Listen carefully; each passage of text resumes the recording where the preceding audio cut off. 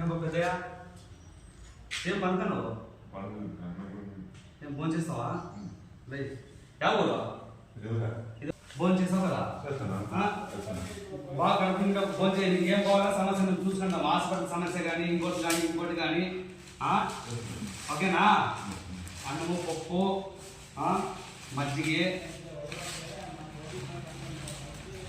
దగ్గర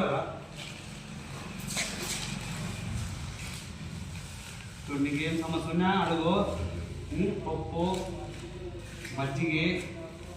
రసము సొండిగి ఊరగాయలు నీరు బాటిలే పేరేం పేరు నీ పేరు మణి కడుపున భోంచే నీకేమో సమస్య వచ్చిందా నాకు అడుగు